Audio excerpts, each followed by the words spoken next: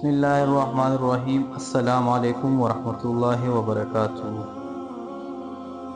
حضور اقدس صلی اللہ علیہ وآلہ وسلم کا ارشاد ہے کہ اسلام میں کوئی بھی حصہ نہیں اس شخص کا جو نماز نہ پڑھتا ہو، اور بے وضو کی نماز نہیں ہوتی۔ دوسری حدیث میں ہے کہ دین بغیر نماز کے نہیں ہے۔ نماز دین کے لیے ایسی ہے جیسے آدمی کے بدن کے لیے سر ہوتا ہے۔ شیخ سے فائدے میں لگتے جو لوگ نماز نہ پڑھ کر اپنے آپ کو مسلمان کہتے ہیں یا اسلام کے لمبے چوڑے دعوے کرتے ہیں، وہ حضور اقدس صلی اللہ علیہ وسلم کی ان ارشادات پر ذرا غور کر لیں، اور جن اسلاف کی کامیابی تک پہنچنے کا خواب دیکھتے ہیں ان کی حالات کو بھی تحقیق کرے کہ وہ دین کو کس مضبوطی سے پکڑے ہوئے تھے، پھر دنیا ان کی قدم کیوں نہ چومتے۔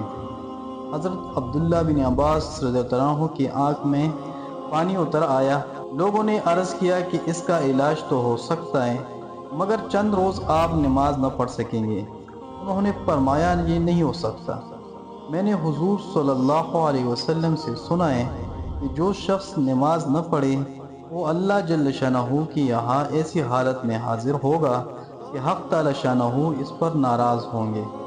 ایک حدیث میں آیا ہے کہ لوگوں نے کہا 5 دن لکڑی پر سجدہ کرنا پڑے گا۔ انہوں نے فرمایا کہ 1 رکعت بھی اس طرح نہیں پڑھوں گا۔ عمر بن یعید کو صبر کر لینا ان حضرات کی یہاں اس سے سہل تھا کہ نماز چھوڑے، حالانکہ عذر کی وجہ سے نماز کا چھوڑنا جائز بھی تھا۔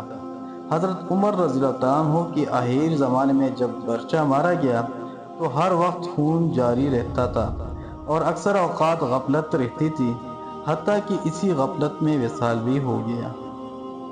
مگر بیماری کی ان دنوں میں جب نماز کا وقت ہوتا تو ان کو ہوشیار کیا جاتا اور نماز کی درخواست کی جاتی، وہ اسی حالت میں نماز ادا کرتے اور یہ فرماتے کہ ہاں ضرور جو شخص نماز نہ پڑھے اسلام میں اس کا کوئی حصہ نہیں۔ ہمارے یہاں بیمار کی خیرخواہی، راحت رسانی اس میں سمجھی جاتی ہے کہ اس کو نماز کی تکلیف نہ دیا جائے، بعد میں فدیہ دیا جائے گا۔ ان حضرات کی یہاں خیرخواہی یہ تھی جو عبادات بھی چلتے چلاتے کر سکے، دریغ نہ کیا جائے۔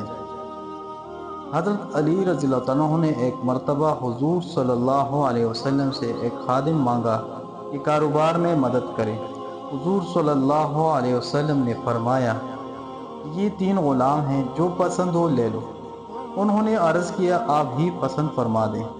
حضور صلی اللہ علیہ وسلم نے ایک شخص کے متعلق فرمایا کہ اس کو لے لو، یہ نمازی ہے مگر اس کو مارنا نہیں، ہمیں نمازیوں کے مارنے کی ممانعت ہے۔ اس قسم کا واقعہ ایک اور صحابی ابو الہیثم رضی اللہ عنہ کے ساتھ بھی ہوا۔ انہوں نے بھی حضور صلی اللہ علیہ وسلم سے غلام مانگا تھا۔ اس کے بالمقابل ہمارا ملازم نمازی بن جائے تو ہم اس کو طعن کرتے اور حماقت سے اس کی نماز میں اپنا حق سمجھتے ہیں۔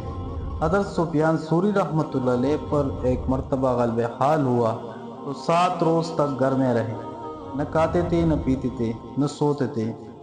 شیخ کو اس کی اطلاع کی گئی، دریافت کیا کہ نماز کے اوقات تو محفوظ رہتے ہیں، یعنی نماز کے اوقات کا تو اہتمام رہتا ہے۔ لوگوں نے عرض کیا کہ نماز کے اوقات بے شک محفوظ ہیں۔